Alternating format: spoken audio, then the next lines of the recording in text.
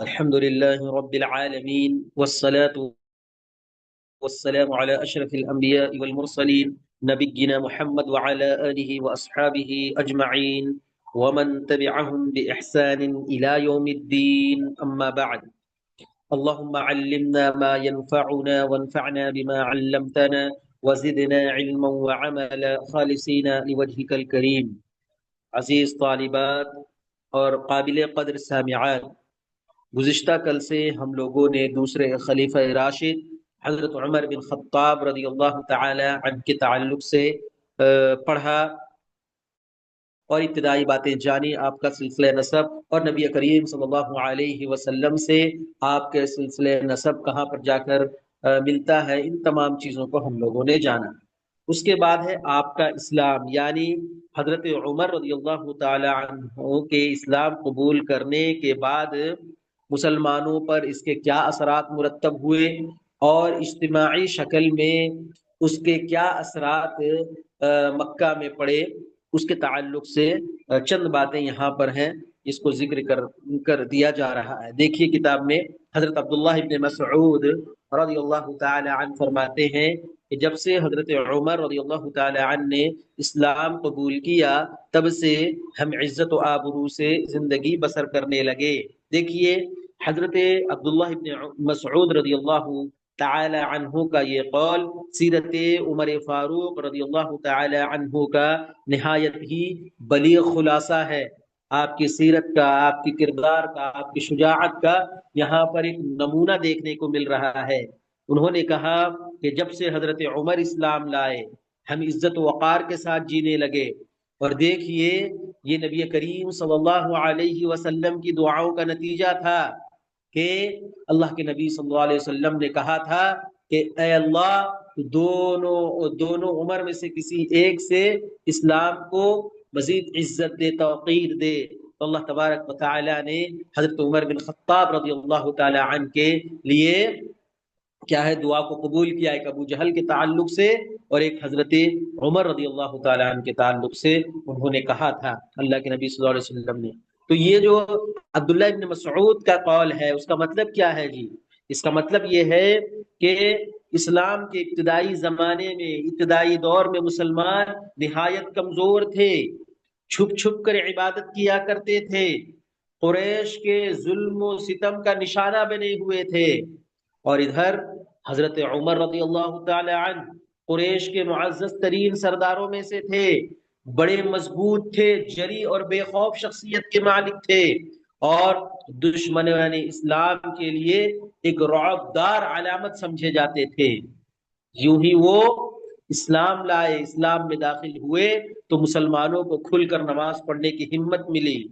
کعبہ میں اعلانیہ عبادت ممکن ہو سکی، اور قریش کے جو ظلم و ستم کا ایک بازار گرم تھا، ظلم و بربریت کی ایک عجیب طرح کی وہ کیا ہے ظلم و ستم ڈھا رہے تھے مسلمانوں پر، اس کی شدت میں تھوڑی سی کمی ہوئی۔ اسی لیے حضرت عمر رضی اللہ تعالی عنہ کے اسلام کو اسلام کی کھلی طاقت کہا جاتا ہے، سمجھ رہے نا؟ اسلام کو اس سے بڑی تقویت پہنچی۔ پھر بہت سارے معاملے میں پھر اللہ کے نبی صلی اللہ علیہ وسلم کا رائے مشورہ وہ دیتے رہے، اور بہت ساری چیزوں میں حتیٰ کہ ان کی باتوں کو اللہ انشاءاللہ ان کے فضائل و مناقب میں وہ ساری باتیں آئیں گی، یہاں بات طویل ہو جائے گی، چلیے آگے بڑھتے ہیں۔ حضرت رسول صلی اللہ علیہ وسلم کے ساتھ آپ کی رفاقت، آپ کی قربت کس طرح تھی دیکھتے ہیں، ٹھیک ہے؟ تو اس سلسلے میں آئیے حضرت ابن عباس رضی اللہ تعالی عنہما سے مروی ایک روایت دیکھتے ہیں، جس میں حضرت عمر رضی اللہ تعالی عنہ کے مقام اور مرتبہ کیا تھا، اس سے آپ کو واضح ہو جائے گی۔ دیکھیے جب حضرت عمر رضی اللہ تعالی عنہ کو غسل دینے کے بعد چارپائی پر رکھا گیا، یعنی یہ حضرت عمر رضی اللہ تعالی عنہ کی شہادت کے بعد کی بات ہے، جب ان کو غسل دینے کے لیے چارپائی پر رکھا گیا،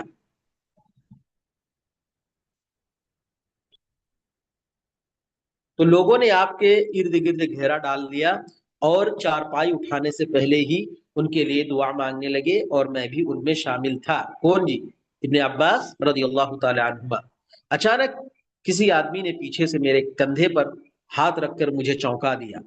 ابن عباس کہتے ہیں کہ میں وہاں پر ان کی میت کو دیکھ رہا تھا، جو لوگ بھیڑ تھے ارد گرد جمع تھے ان کی میت کے، تو میں بھی وہاں کھڑا تھا، اچانک دیکھا کہ میرے کندھے پر کوئی ایک آدمی آ کر ہاتھ رکھ دیا ہے۔ میں نے دیکھا تو حضرت علی بن ابی طالب رضی اللہ تعالی عنہ تھے، انہوں نے حضرت عمر کے لیے رحمت کی دعا کی اور فرمایا۔ دیکھیے صحابہ ان کے حضرت عمر کے میت کے ارد گرد جمع تھے، اور ہر شخص ان کے لیے دعائیں کر رہا تھا، اور اسی وقت حضرت علی بن ابی طالب کا وہاں پر انٹری ہوتا ہے، تو انہوں نے بھی ان کے لیے دعائیں کی، ان کی مغفرت کے لیے دعا کی، اور کہا کہ آپ نے اپنے پیچھے ایسے آدمی کو نہ چھوڑا، میں اس کے عمل کو آپ کے عمل سے بہتر اور محبوب سمجھ کر اس جیسے عمل کر کے اللہ کی ملاقات کروں، یعنی میں آپ کے اعمال کو اپنے لیے آئیڈیل سمجھتا ہوں۔ اللہ کی قسم میں یقین رکھتا ہوں کہ اللہ آپ کو آپ کے دونوں ساتھیوں کے ساتھ رکھے گا۔ میں اکثر حضرت رسول مقبول کو یہ کہتے ہوئے سنتا تھا کہ میں اور ابو بکر اور عمر گئے، میں اور ابو بکر اور عمر داخل ہوئے، میں اور ابو بکر اور عمر نکلے۔ دیکھیے یہاں پر حضرت علی رضی اللہ تعالی عنہ نے یہ کہا کہ آپ نے اپنے پیچھے کسی ایسے شخص کو نہیں چھوڑا جس کے اعمال کو میں اپنے آپ کے اعمال سے بہتر سمجھوں، اور جن کی پیروی کر کے اللہ سے ملاقات کرنا مجھے زیادہ محبوب ہو۔ دیکھیے حضرت علی جیسی عظیم شخصیت، حضرت علی جیسی عظیم شخصیت عمر رضی اللہ تعالی عنہ کے عدل کا، تقوی کا، دیانت داری کا اور نبی کریم صلی اللہ علیہ وسلم سے قرب کا تذکرہ کر رہے ہیں، اور کہہ رہے ہیں کہ یہ ان کی زندگی میرے لیے آئیڈیل ہے۔ اور حضرت علی کا یہ کہنا حضرت عمر کی عظمت کی بہت بڑی گواہی ہے۔ اور اسی طرح ایک حدیث کی طرف بھی انہوں نے اشارہ کیا اور کہا، جو صحیح بخاری اور صحیح مسلم کی روایت ہے یہ، جس میں کہا کہ میں اور ابو بکر اور عمر گئے، میں ابو بکر عمر داخل ہوں، میں ابو بکر اور عمر نکلے۔ یہ الفاظ بار بار آنا نبی کریم صلی اللہ علیہ وسلم کی زبانی یہ کوئی اتفاق نہیں تھا جی، بلکہ یہ اس بات کی دلیل تھی کہ اللہ کے نبی صلی اللہ علیہ وسلم سے حضرت عمر کا قریبی تعلق تھا، خصوصی قربت تھی۔ اور معلوم ہوتا ہے کہ حضرت ابو بکر اور حضرت عمر رضی اللہ تعالی عنہما و ارضا رسول اکرم صلی اللہ علیہ وسلم کے سب سے زیادہ قریبی ساتھیوں میں سے تھے۔ دینی معاملات میں، سیاسی معاملات میں، اجتماعی اور معاشرتی معاملات میں، ہر معاملات میں یہ دونوں صحابہ نبی کریم صلی اللہ علیہ وسلم کے ساتھ ہوا کرتے تھے۔ اور دیکھیے نبی کریم صلی اللہ علیہ وسلم ان پر اعتماد کرتے تھے، ان پر بھروسہ کرتے تھے، اور اپنے معاملات میں ان سے مشورہ بھی کرتے تھے، اور ہمیشہ ان کو اپنے ساتھ بھی رکھا کرتے تھے۔ اسی بنیاد پر حضرت علی رضی اللہ تعالی عنہ نے فرمایا کہ مجھے یقین ہے کہ اللہ آپ کو آپ کے دونوں ساتھیوں کے ساتھ رکھے گا۔ اور حقیقتاً یہ ہوا بھی۔ رسول اکرم صلی اللہ علیہ وسلم، ابو بکر اور عمر تینوں کی قبریں آج بھی ایک ہی حجرے میں ہے، اور یہ اللہ کی طرف سے ایک عملی تصدیق ہے۔ سمجھ میں آ گیا نا؟ تو معلوم ہوا جی کہ حضرت عمر رضی اللہ تعالی عنہ کا اسلام مسلمانوں کے لیے عزت کا آغاز تھا، اور رسول اکرم صلی اللہ علیہ وسلم کے ساتھ ان کی رفاقت، ان کی قربت اس بات کی دلیل تھی کہ وہ صرف ایک خلیفہ نہیں بلکہ اللہ کے نبی صلی اللہ علیہ وسلم کے مشن کے سب سے مضبوط ستون تھے۔ سمجھ میں آ گیا نا؟ اب آئیے آپ رضی اللہ تعالی عنہ کے کیا فضائل تھے، کیا مناقب تھے، کیا خوبیاں تھی دینی اور دنیاوی اعتبار سے، ان کا ہم جائزہ لیتے ہیں مختصراً۔ آج دیکھیے حضرت ابو ہریرہ رضی اللہ تعالیٰ عنہ فرماتے ہیں کہ اللہ کے پیارے رسول صلی اللہ علیہ وسلم نے فرمایا، تم سے پہلی امتوں میں کچھ لوگ محدث تھے، اگر میری امت میں کوئی محدث ہے تو وہ عمر بن خطاب رضی اللہ تعالیٰ عنہ ہے۔ محدث سے مراد وہ شخص جسے اللہ تعالی نیکی کا الہام کرے۔ دیکھیے حضرت ابو ہریرہ رضی اللہ تعالیٰ عنہ کا یہ حدیث، جس میں یہ ذکر کیا گیا کہ تم میں سے پہلی مطلب کچھ لوگ محدث، یعنی الہام یافتہ، اللہ نے ان کے دلوں میں کیا ہے، اچھی اچھی باتوں کا القاء کرتا ہے، الہام کرتا ہے نا، اللہ کی جانب سے جس کے دل میں کیا ہے، اچھی چیزوں کا، نیکیوں کا کیا الہام ہوتا ہے۔ محدث سے مراد نبی نہیں ہے یہاں پر، بلکہ وہ شخص ہے جس کے دل میں اللہ تعالی کی طرف سے درست بات ڈال دی جاتی ہے، اور جس کی رائے، جس کی بات، جس کا مشورہ بارہا وحی الہی کے موافق ثابت ہوتا ہے۔ دیکھیے اس کی چند مثالیں آپ کے سامنے پیش کریں گے۔ حضرت عمر رضی اللہ تعالیٰ عنہ کی خواہش تھی کہ مقام ابراہیم کو نماز کی جگہ بنا دیا جائے، تو اللہ تبارک و تعالیٰ نے وحی نازل کی اور کہا واتخذوا مقام ابراہیم مصلی، اللہ تبارک و تعالیٰ نے مقام ابراہیم کو مصلی بنا دیا۔ آپ کے دل میں یہ خواہش ہوئی کہ خواتین کو، ام المومنین کو پردے میں رہنا چاہیے، پردے کے احکامات نازل ہو گئے، آپ کا منافقین کے تعلق سے سخت رویہ اور سخت موقف تھا، اس کے تعلق سے اللہ تبارک و تعالیٰ نے آیتیں نازل کر دی۔ بدر کے قیدیوں کے بارے میں آپ نے جو رائے دی، اللہ تبارک و تعالیٰ نے ساتویں آسمان سے اس کا پیغام نازل کر دیا۔ کئی مواقع ایسے آئے کہ حضرت عمر رضی اللہ تعالیٰ عنہ کی رائے، حضرت عمر رضی اللہ تعالیٰ عنہ کا مشورہ بعد میں قرآن کی آیت بن گئی، اور یہی بات جی ان کے محدث ہونے کی سب سے بڑی دلیل ہے۔ بات سمجھ میں آ گئی؟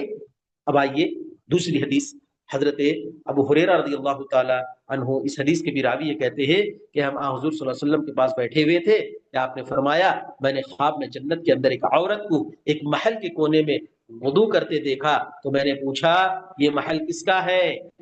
چلیے آگے کیجیے۔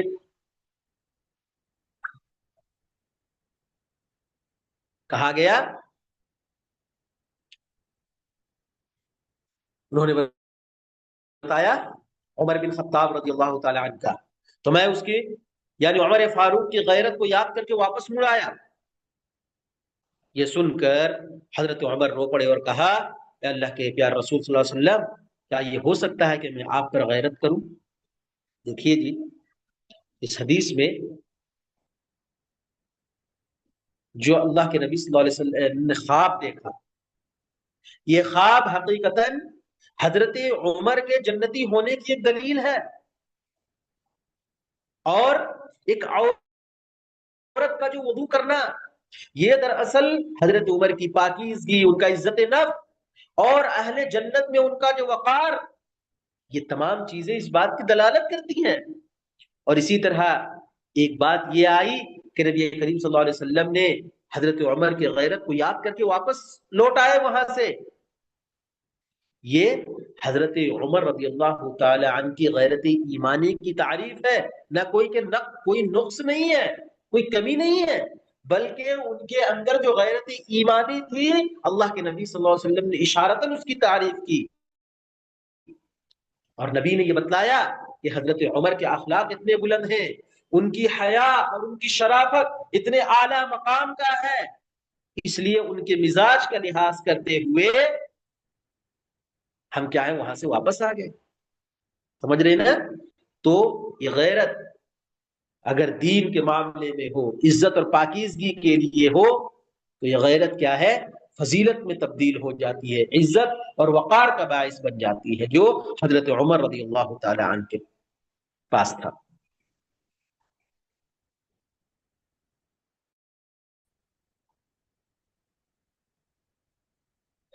اس کے بعد دیکھیے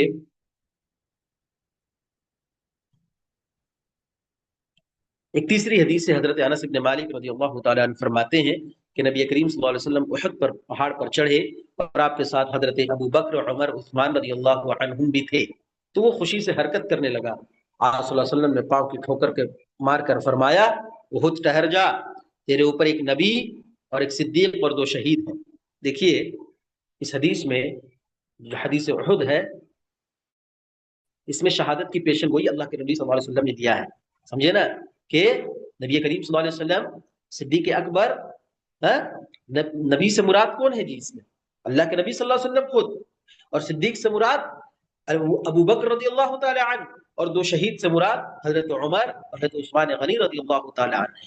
تو یہ حدیث حضرت عمر اور حضرت عثمان غنی کی شہادت کی پیشن گوئی ہے اس حدیث میں، اور اور ان صحابہ کرام کی اعلی مقام، ان کے اعلی درجے کی یہ حدیث دلیل بنتی ہے۔ اب دیکھیے آخر میں یہ پیشن گوئی حرف بحرف ثابت ہوتی ہے، جیسا کہ حضرت عمر کے تعلق سے ہم نے پڑھا کہ ابو لولو مجوسی نے ان کو شہید کر دیا، اور پھر آگے انشاءاللہ ہم پڑھیں گے حضرت عثمان غنی بھی کیا ہے کہ خارجی کے کیا ہے ہاتھ میں شہید کر دیے جاتے ہیں۔ اور یہ پیشن گوئی جو اللہ کے نبی صلی اللہ علیہ وسلم نے دیا، یہ کیا سچ ثابت بھی ہوا۔ چوتھی حدیث دیکھیے، حضرت سعد بن ابی وقاص رضی اللہ تعالیٰ عنہ فرماتے ہیں اللہ کے رسول صلی اللہ علیہ وسلم نے حضرت عمر سے فرمایا، اے ابن خطاب، اللہ کی قسم جس کے قبضے میں میری جان ہے، کبھی راہ چلتے تیری شیطان سے ٹکراؤ ہو جائے تو وہ تیری گلی کو چھوڑ دیتا ہے۔ دیکھیے دیکھیے اس حدیث میں اللہ کے نبی صلی اللہ علیہ وسلم حضرت عمر رضی اللہ تعالی عنہ کی عظمت بیان کر رہے ہیں، اور یہ عظمت جسمانی طاقت کی بنیاد پر نہیں بلکہ آپ کی ایمانی قوت اور ایمانی طاقت کی بنیاد پر ہے، آپ کا تقوی اور خوف الہی کی بنیاد پر ہے۔ آپ جو حق پر ڈٹے رہنے والے، استقامت کے ساتھ کھڑے رہنے والے انسان تھے، باطل کے سامنے جھکنے والے نہیں، دبنے والے نہیں، بلکہ باطل کے سامنے ڈٹ جانے والے تھے۔ اس کی بنیاد پر اللہ کے نبی صلی اللہ علیہ وسلم نے یہ جملہ کہا کہ حضرت عمر کی شخصیت ایسی ہے کہ باطل اس سے لرزہ ترسا رہتا ہے، یہ حق کے لیے ڈھال ہے۔ اسی لیے دیکھیے شیطان بھی ان کے سامنے ٹہر نہیں سکتا، شیطان ان کو دیکھ کر راستہ بدل لیتا ہے۔ سمجھ رہے نا؟ تو معلوم ہوا کہ حضرت عمر رضی اللہ تعالیٰ عنہ کی شخصیت وہ ہے جن کی سوچ اور فکر کو، جن کے مشورے کو اللہ تبارک و تعالیٰ وحی الہی بنا دیتا ہے، جن کی غیرت کو اللہ تبارک و تعالیٰ جنت میں اعلیٰ سے اعلیٰ مقام میں تبدیل کر دیتا ہے، اور جن کی شہادت کو اللہ تبارک و تعالیٰ نے نبی کریم صلی اللہ علیہ وسلم کی زبانی ایک پیشن گوئی کے طور پر پیش کرتا ہے، اور جن کی ایمان کی طاقت اور قوت یہ تھا، جن کے ایمان کا جوہر یہ تھا کہ شیطان بھی ان کو دیکھ کر کیا ہے راستہ بدل لیتا تھا، ان کو دیکھ کر کیا سلام کرتا تھا۔ یہ تھے حضرت عمر رضی اللہ تعالی عنہ۔ اب آئیے امیر المؤمنین حضرت عمر فاروق رضی اللہ تعالی عنہ کے شاندار کارنامے کی طرف ہم بڑھتے ہیں۔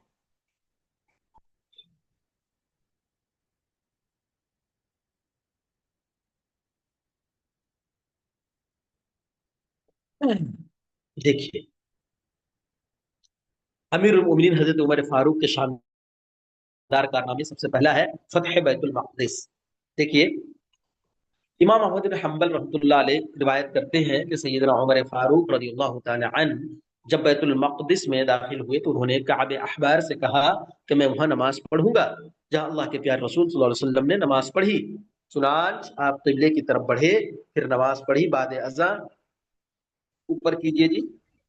آپ نے چادر بچھا کر صفائی کی اور تنکے وغیرہ اپنی چادر میں ڈال دیے، اور لوگوں نے بھی صفائی میں حصہ لیا، اور یہ ہجرت کے 15ویں سال کا واقعہ ہے۔ دیکھیے یہ روایت کس کی ہے جی؟ امام احمد بن حنبل کی ہے۔ یہ اس وقت کی بات بیان کر رہے ہیں جب سیدنا عمر فاروق رضی اللہ تعالی عنہ بیت المقدس میں شان کے ساتھ داخل ہوتے ہیں، اور داخل ہونے کے بعد کعب احبار سے وہاں دریافت کرتے ہیں یا سوال کرتے ہیں کہ میں وہاں نماز پڑھنا چاہتا ہوں جہاں اللہ کے رسول صلی اللہ علیہ وسلم نے نماز پڑھی ہے۔ چنانچہ آپ قبلے کی سمت بڑھتے ہیں، وہاں 2 رکعت نماز ادا کرتے ہیں، پھر اپنی چادر بچھاتے ہیں، اس میں کوڑا کرکٹ تنکے اور ملبہ وغیرہ جو تھا ان تمام چیزوں کو صاف کرتے ہیں، پھر اپنی چادر میں ڈال کر کیا ہے اس کو ڈالنے لگتے ہیں۔ یہ دیکھ کر جو وہاں پر اور بھی لوگ تھے، عام مسلمان تھے، اس میں کیا ہے شامل ہو جاتے ہیں۔ دیکھیے اس حدیث میں یہ چیز بتائی جا رہی ہے کہ عمر فاروق رضی اللہ تعالیٰ عنہ جب بیت المقدس میں داخل ہوتے ہیں تو بیت المقدس کون سی سرزمین ہے معلوم ہے جی؟ بیت المقدس یہ انبیاؤں کی سرزمین ہے، یہ مسلمانوں کا قبلہ اول ہے، اور اس شہر کو دیکھیے عمر فاروق نے جنگ کے ذریعے نہیں جیتا بلکہ صلح صفائی اور امان کے ساتھ اس کو کیا ہے فتح کیا، اس کو جیتا۔ تو یہ چیز جو بیت المقدس کی فتح یہ بتاتی ہے کہ اسلامی فتوحات خوریزی کی بنیاد طاقت کے زور سے، تلوار کے زور سے نہیں، بلکہ عدل و انصاف کی بنیاد پر کیا ہے، اسلامی فتوحات آگے بڑھی۔ اس کے بعد وہاں داخل ہونے کے بعد کعب احبار جو یہودی کے بڑے عالم تھے، جو الحمدللہ بعد میں چل کر مسلمان ہو گئے، اور یہ بیت المقدس وغیرہ کے مقامات کے تعلق سے وہاں پر کیا چیزیں ہیں، کہاں پر کون سی چیز ہے، کون سا مقام ہے، اس کے تعلق سے اچھی طرح ان کو معلوم تھی، کیونکہ معلومات تھی، کیونکہ یہ یہودی کے بہت بڑے عالم تھے کعب احبار، سمجھ رہے نا؟ تو انہوں نے حضرت عمر رضی اللہ تعالی عنہ نے ان سے سوال کیا، سمجھ رہے نا؟ اور یہ سوال جو حضرت عمر کا ہوا جی، یہ اتباع سنت کی بڑی واضح دلیل ہے کہ آپ نے اپنی رائے سے نہیں بلکہ نبی کریم صلی اللہ علیہ وسلم کی سنت کے مطابق کیا ہے، اس جگہ میں کیا ہے نماز پڑھنے کا ارادہ کیا۔ پھر دیکھیے مسجد اقصی وغیرہ میں جو گندی وغیرہ تھی، اور یہاں پر کیا اس کی صفائی کرنے لگے۔ یہ دیکھیے اتنا بڑا خلیفہ ہے، پھر بھی تواضع ان کا دیکھیے، سنت سے محبت دیکھیے کہ صاف صفائی کیے، ہاں؟ آدھی دنیا کے حکمران ہیں، پھر بھی کیا ہے کسی خادم کو حکم نہیں دیا بلکہ خود جھک کر کیا اس کی صاف صفائی کرنے میں لگ گئے۔ اور اس میں جو دن کا کوڑا کرکٹ وغیرہ تھا ان کو چادر میں ڈال دیے، ہے نا؟ صاف صفائی کا یہ عملی پیغام دیکھ کر کیا ہے، یہ عملی پیغام دیکھ کر خود کیا ہے حاکم کے ساتھ کیا ہے، وہ لوگ جو وہاں پر آس پاس میں ٹھہرے ہوئے تھے انہوں نے بھی کیا ہے ان کا ساتھ دیا۔ اور یہ واقعہ کب کا ہے جی؟ سن 15 ہجری کا، یعنی حضرت عمر رضی اللہ تعالیٰ عنہ کی خلافت کے ابتدائی زمانے کا یہ واقعہ ہے۔ اور اسی وقت بیت المقدس کو حقیقت معنوں میں اسلامی شناخت ملی اس فتح کے بعد، سمجھیے۔ اس کے بعد دیکھیے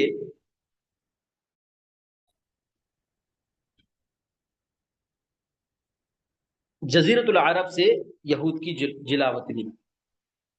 جزیرت العرب سے یہود کی جلاوطنی۔ حضرت عبداللہ بن عمر فرماتے ہیں کہ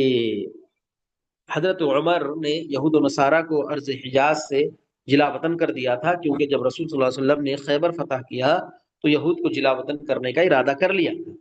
اور اس وقت خیبر کی زمین اللہ تعالی اور اس کے رسول صلی اللہ علیہ وسلم اور تمام مومنین کے قبضے میں چلی گئی تھی، اس لیے آپ نے یہودیوں کو جلا وطن کرنے کا پروگرام بنایا۔ تو یہودیوں نے حضرت رسول مقبول صلی اللہ علیہ وسلم سے درخواست کی کہ انہیں اس زمین پر کام کے لیے برقرار رکھا جائے اور نصف پیداوار لے لی جائے۔ تو آپ نے فرمایا اچھا، ہم اس وقت تک تمہیں اس زمین پر برقرار رکھتے ہیں جب تک ہم چاہیں، چنانچہ وہ وہاں ٹھہرے رہے، حتیٰ کہ حضرت عمر نے انہیں تیما اور اریحا کی طرف جلا وطن کر دیا۔ دیکھیے حضرت عبداللہ بن عمر رضی اللہ تعالی عنہ اس حدیث کے راوی ہیں، وہ کہتے ہیں کہ ان کے والد امیر المؤمنین سیدنا عمر فاروق نے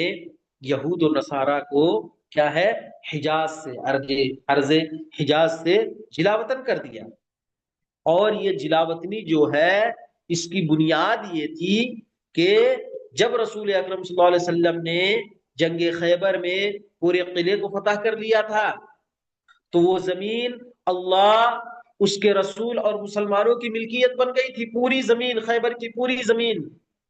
جب وہاں پر فتح ہو گیا، مسلمان قابض ہو گئے، تو وہاں کے یہودیوں نے اللہ کے نبی صلی اللہ علیہ وسلم سے یہ درخواست کی تھی کہ پیارے حبیب صلی اللہ علیہ وسلم ہمیں اس زمین پر کاشت کرنے کی اجازت دی جائے، ہم کھیتی باڑی کریں گے، کیونکہ آپ وہاں کے ماحول سے، کھیتی باڑی کے تجربے سے آپ ناواقف ہیں، اور جو کچھ پیداوار ہوگا ہم اس کا ایک حصہ آپ لوگوں کو دے دیا کریں گے، مسلمانوں کو دے دیا کریں گے۔ تو نبی کریم صلی اللہ علیہ وسلم نے فرمایا ہاں، ہم تمہیں اس زمین میں اس وقت تک رکھیں گے جب ہم چاہیں۔ بات سمجھیے، یہاں پر اس جملے پر آپ کو غور کرنا ہے۔ اللہ کے نبی صلی اللہ علیہ وسلم نے ان کو امان تو دی، ان کو اجازت تو دی، ہاں بھائی تم کھیتی باڑی کرو اور پیداوار کا ایک حصہ ہمیں دے دینا،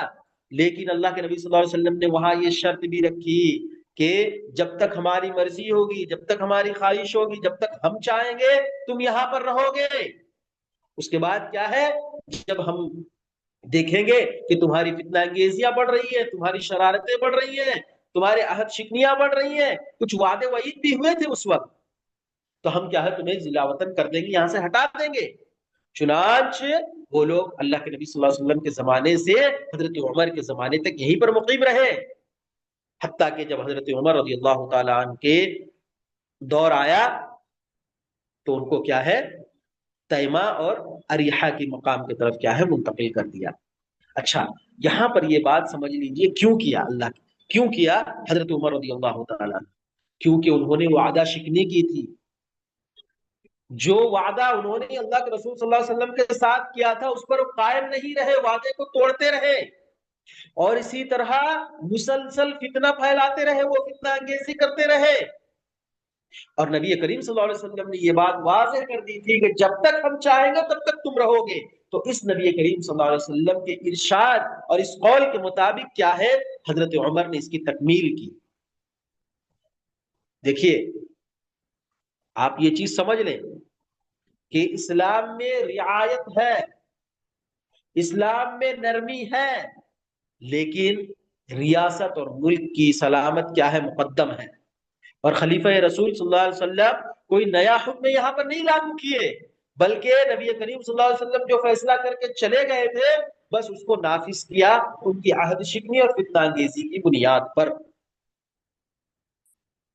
سمجھ رہے نا، حضرت عمر نے کسی جذبات کی بنیاد پر آ کر فیصلہ نہیں کیا، بلکہ شریعت اور حکمت کے تحت کیا ہے آپ نے فیصلہ کیا تھا۔ اب اس کے بعد آئیے مسجد نبوی کی تعمیر نو۔ دیکھیے، حضرت ابو سعید خدری رضی اللہ تعالیٰ عنہ فرماتے ہیں کہ مسجد نبوی کی چھت کھجور کے پتوں سے آگے کیجئے جی بنی ہوئی تھی۔ ہاں، چنانچہ تو عمر رضی اللہ عنہ نے حکم دیا کہ مسجد اثر نو تعمیر کی جائے، اور معمار یعنی بنانے والے کو، جو مستری ہے نا، جو کانٹریکٹر ہے سمجھیے، معمار کو ہدایت دی کہ ہدایت کی کہ لوگوں کو بارش سے بچا، لوگوں کو بارش سے بچا، اور سرخ یا زرد پینٹ یا بیل بوٹے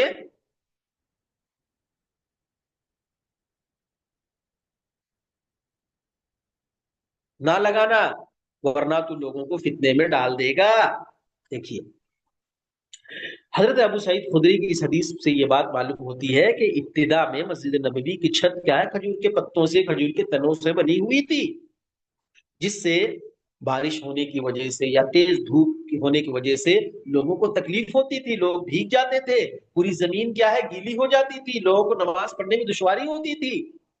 چنانچہ امیر المؤمنین سیدنا عمر فاروق رضی اللہ تعالیٰ نے مسجد نبوی کی از سر نو تعمیر اور توسیع کا فیصلہ حکم دیا، سرکاری فرمان جاری کیا، اور جو بنانے والے تھے، جو معمار تھے، جو کانٹریکٹرز تھے، ان لوگوں کو صاف صاف یہ ہدایت دے دی کہ لوگوں کو صرف بارش سے بچانا ہے، لوگوں کو صرف تمہیں گرمی سے بچانا ہے، اور اس کے علاوہ سرخ یا زرد رنگ کا نقش و نگار، بیل بوٹے وغیرہ مسجد میں نہیں سجانا تم، کیونکہ کہیں آگے چل کر یہ چیزیں لوگوں کے لیے فتنے کا باعث نہ بن جائے، لوگوں کو فتنہ میں مبتلا نہ کر دے۔ تو یہاں پر دیکھیے حضرت عمر رضی اللہ تعالیٰ عنہ نے فقط اتنی بات کہی تھی تعمیر کرنے والوں سے کہ لوگوں کو جو تکلیف ہو رہی ہے بارش کی وجہ سے، گرمی کی وجہ سے، اس سے بچا لینا ہے۔ حضرت عمر صرف چاہتے تھے کہ ضرورت پوری ہو جائے، نمود و نمائش نہ ہو، دکھاوا نہ ہو، شہرت نہ ہو، مقصد صرف یہ تھا کہ لوگوں کو عبادت میں سہولت ہو، اور دل کی دنیا سے وہ زینت میں نہ الجھے۔ سمجھ رہے نا، کیونکہ عبادت گاہ جو ہے نا جی، مساجد جو ہے، عبادت کے جو مراکز ہیں، اس کی اصل وہ ہی سادگی ہے، اور اسی سادگی کی وجہ سے مسجدوں میں، عبادت گاہوں میں ایک نمازی کو، ایک مصلی کو کیا ہے خشوع اور خضوع اور اطمینان قلب حاصل ہوتا ہے۔ اور اگر نقش و نگار زیادہ ہو، ظاہری آرائش اور زیبائش بہت زیادہ ہو، تو انسان کا دل غافل ہو جاتا ہے اور اس میں خیر نہیں رہتی۔ دیکھیے، ایک جو صحیح امیر ہوتا ہے نا جی، جو اسلام کا اصل قائد ہوتا ہے نا، وہ تعمیر کے فن میں بھی تقوا کو ملحوظ رکھتا ہے۔ سمجھ رہے نا؟ تعمیر کے فن میں بھی تقوا کو ملحوظ رکھتا ہے۔ اور اس کی ایک مثال خود حضرت عمر رضی اللہ تعالیٰ عنہ کی اس فرمان سے آپ دیکھ سکتے ہیں۔ اب دیکھیے، ایک بہت بڑا کارنامہ، ہجری سن کا آغاز، یہ اسلامی تاریخ کا عظیم کارنامہ ہے سمجھیے، جو حضرت عمر رضی اللہ تعالیٰ عنہ کے ہاتھوں پائے تکمیل تک پہنچا۔ دیکھیے کیا ہے سن ہجری کا آغاز۔ چلیے جی، پیپر نہیں اٹھ رہا ہے اوپر۔ ہاں، ابو الفضل ابو الفضل احمد بن علی بن حجر فرماتے ہیں کہ ابو نعیم فضل بن دکین اپنی تاریخ میں امام عامر شعبی کے حوالے سے لکھتے ہیں کہ حضرت ابو موسیٰ اشعری نے حضرت عمر کی طرف لکھا کہ ہمارے پاس آپ کے خطوط آتے ہیں اور ان پر تاریخ درج نہیں ہوتی۔ چنان حضرت عمر رضی اللہ تعالیٰ عنہ نے لوگوں کو جمع کیا تو بعض نے کہا بعثت نبوی کے اعتبار سے تاریخ لکھا کرو، اور بعض نے مشورہ دیا کہ ہجرت کے اعتبار سے تاریخ لکھو۔ آپ نے فرمایا ہجرت نے حق اور باطل کے درمیان فرق کیا تھا، لہذا اسی کے اعتبار سے تاریخ ڈالا کرو، اور یہ مشاورت سن 17 ہجری کو ہوئی۔ دیکھیے جی، ابتدائی دور میں ہے نا، اسلام کے آغاز کے دور میں سرکاری خطوط، فیصلے جات اور احکامات وغیرہ جو ایک دوسرے جگہ روانہ کیے جاتے تھے، ارسال کیے جاتے تھے، بغیر تاریخ کے ہوتے تھے وہ۔ اب اس سے کیا مشکل پیدا ہوتی تھی جی؟ وہ یہ ہوتا تھا کہ کون سا خط پہلے آیا ہے، کس حکم کو جو خلیفہ نے ہمیں دیا ہے اس کی مدت کب شروع ہوئی ہے، اور کبھی تک یہ رہے گا۔ حساب کتاب میں اور سرکاری نظم و نسق میں کافی پریشانیوں اور الجھنوں کا سامنا کرنا پڑا۔ تو حضرت ابو موسیٰ اشعری رضی اللہ تعالی عنہ جو اس وقت گورنر کے عہدے پر فائز تھے،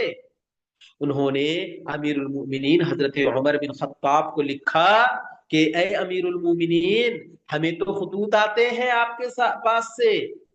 لیکن ان میں تاریخ درج نہیں ہوتی ہے، جس سے معاملات میں کافی دشواریاں پیش آ رہی ہیں۔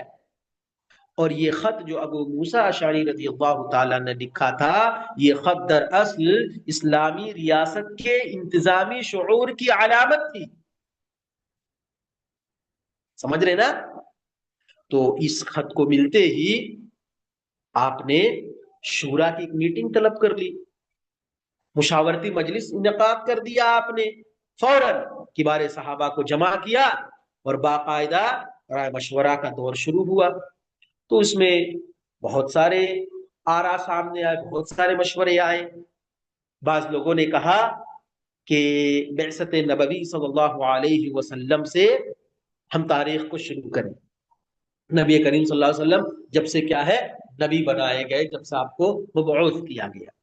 اسی طرح بعض نے کہا کہ نبی کریم صلی اللہ علیہ وسلم کی وفات سے کیا ہم تاریخ کو شروع کریں۔ بعض نے کہا آپ کی پیدائش سے ہم تاریخ کو شروع کریں۔ کچھ نے اس کے علاوہ مزید اور آرا پیش کیے، لیکن حضرت عمر رضی اللہ تعالی عنہ بڑے دور اندیش آدمی تھے، بڑی حکیمانہ بات انہوں نے کہی اور کہا کہ جو ہجرت ہے نا، حق اور باطل کے درمیان واضح فرق کرنے والی چیز ہے۔ ہجرت نے حق اور باطل کے درمیان خط امتیاز کو کھینچا ہے، حق اور باطل کے درمیان واضح فرق کر دیا ہے، لہذا تاریخ کا آغاز اسی ہجرت سے ہونا چاہیے۔ اب پھر اس کے بعد یہ فیصلہ ہوا کہ ہجرت نبوی کو اسلامی تاریخ کی بنیاد بنایا جائے اور اس کیلنڈر کو سن ہجری کہا جائے۔ یہ ساری باتیں کیا ہے طے پائیں، اور یہ مشاورت، یہ مجلس کب جمی تھی جی؟ سن 17 ہجری کو۔ دیکھیے یہ جو فیصلہ تھا نا حضرت عمر کا، محض ایک تاریخ کی تعین کا فیصلہ نہیں تھا، سمجھ رہے نا، بلکہ ہجرت جو ہے مظلومیت سے اقتدار کی طرف سفر ہے، ایمان، قربانی اور جہد مسلسل کی علامت ہے یہ ہجرت۔ اس میں نہ کسی بادشاہ کی پیدائش ہے، نہ کسی جنگ کی خوشی ہے، بلکہ یہ ہجرت دین کے لیے قربانی ہے۔ بس اسی بنیاد پر کیا ہے، حضرت عمر رضی اللہ تعالیٰ عنہ نے یہاں سے کیا ہے سن ہجری کا آغاز کیا۔ اور اس سے ایک چیز یہ بھی معلوم ہو رہی ہے، ہمارا جو اسلامی نظام جو چلتا ہے نا، مشاورت سے چلتا ہے، مشورے سے چلتا ہے۔ دیکھیے حضرت عمر ایسا نہیں کہ صرف فاتح تھے، بڑی بڑی ملکوں کو، بڑی بڑی جگہوں کو فتح کیا، بہت سارے فتوحات کیے، بلکہ ایک بہت بڑے عظیم منتظم تھے، ایڈمنسٹریٹر تھے وہ بہت بڑے۔ اور آج بھی پوری دنیا میں سن ہجری کیا ہے استعمال کی جاتی ہے، اور یہ عمر رضی اللہ تعالی عنہ کی دور اندیشی کا زندہ ثبوت ہے۔ تو معلوم ہوا کہ حضرت عمر نے صرف زمین کو فتح نہیں کیا، بلکہ وقت کو بھی منظم کیا، سمجھ رہے نا، ہجری تقویم بھی انہوں نے لاگو کیا۔ اللہ سے دعا کرتے ہیں کہ اللہ تبارک و تعالی ہمیں عمر رضی اللہ تعالی عنہ کی سیرت سے سبق حاصل کرنے کی توفیق عنایت فرمائے، آمین۔ اقول قولی هذا واستغفر الله لي ولكم ولسائر المسلمين من كل ذنب فاستغفروه انه هو الغفور الرحيم، وصلى الله تعالى على النبي الكريم، السلام عليكم ورحمة الله وبركاته۔